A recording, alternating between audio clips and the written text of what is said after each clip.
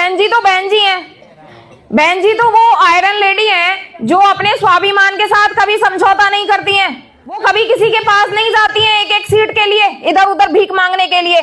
जिसे आना होता है वो खुद उनके पास चलकर आता है। हम दोबारा से जो बहुजन समाज जो सो चुका था, उस समाज को जगाने के लिए बहन मायावती जी ने अपने समाज की दो महिलाएं, एक प्रोफेसर इंदु चौधरी और दूसरी शिक्षक रेखा रानी जी को क्षेत्र में उतार दिया।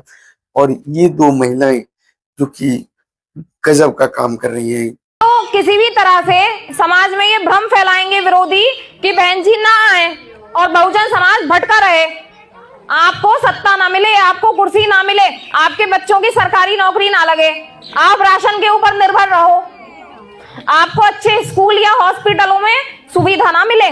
किस तरीके से जो रणनीति बनाई जाती है वो रणनीति गांव और क्षेत्र से चलती है।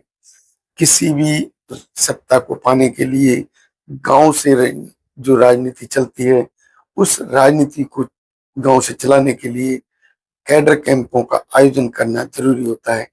तो बहन जी ने इन महिलाओं के द्वारा जो कैडर कैंप चालू किए,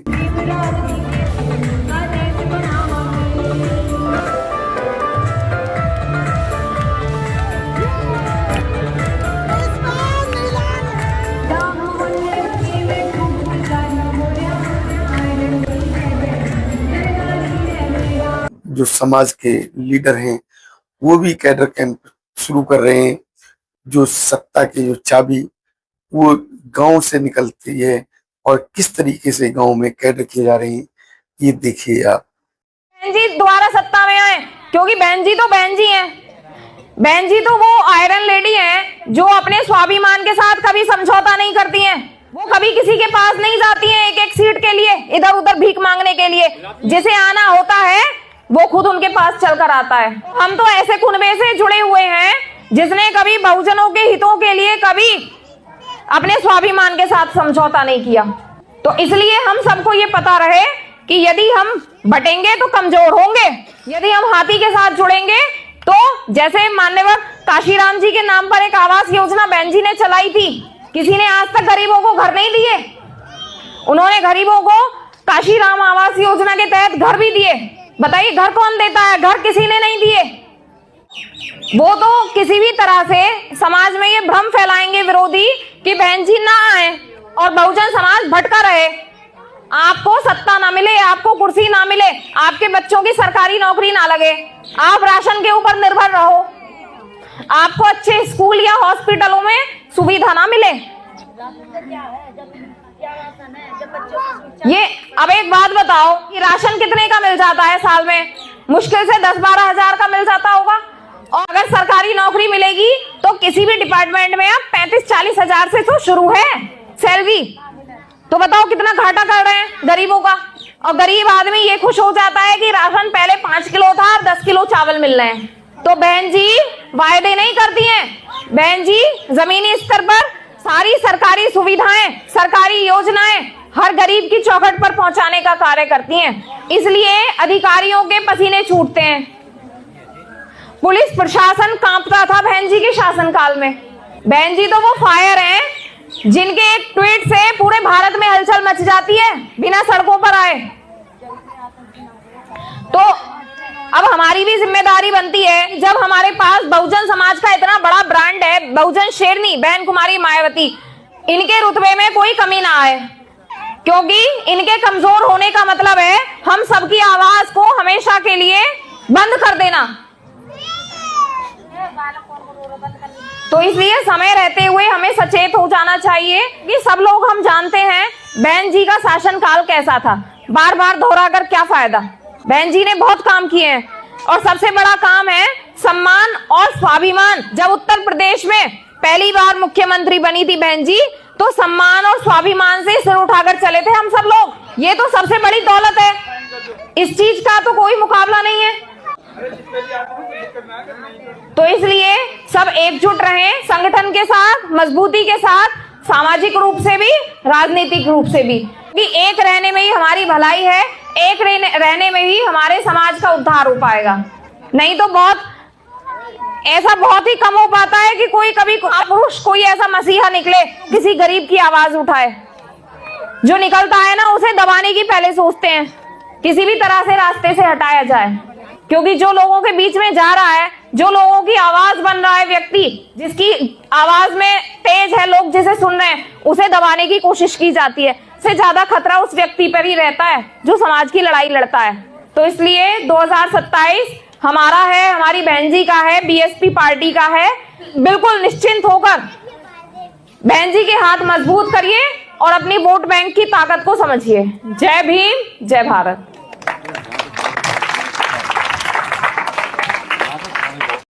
रेखा रानी जो कि स्कूल में टीचर हैं और टीचर का जो काम कैसा होता है ये सभी जानते हैं।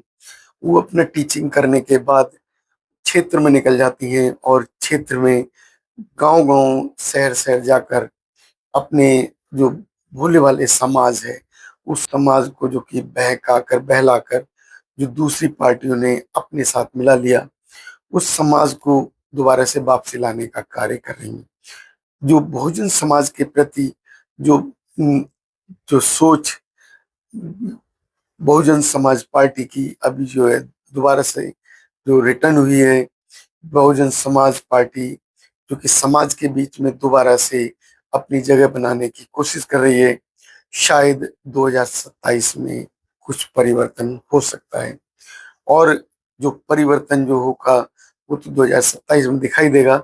लेकिन अभी जो हम परिवर्तन देख रहे हैं, जो कैडर के माध्यम से जो समाज को जगाने का जो काम है, जो काफी टाइम से रुका हुआ था, उसकी शुरुआत हो चुकी है। जो बहुजन समाज जो कि अब तक सोया हुआ था, बहुजन समाज को जगाने का जो काम शुरू हो गया। बहुजन समाज की जो बहन मायावती जी ने बहुजन समाज के ही अंदर से 2 महिलाओं को निकाल कर लेकर आई। उनमें से एक जो कि रेखा रानी जो कि बुलंदशहर से हैं और वो अपना बखूबी टीचिंग का कार्य करती हैं। टीचिंग का कार्य करने के बाद अपना जो बहुमूल्य समय वो जनता के बीच में खर्च करती हैं, जनता को जागरूक करने का काम करती हैं।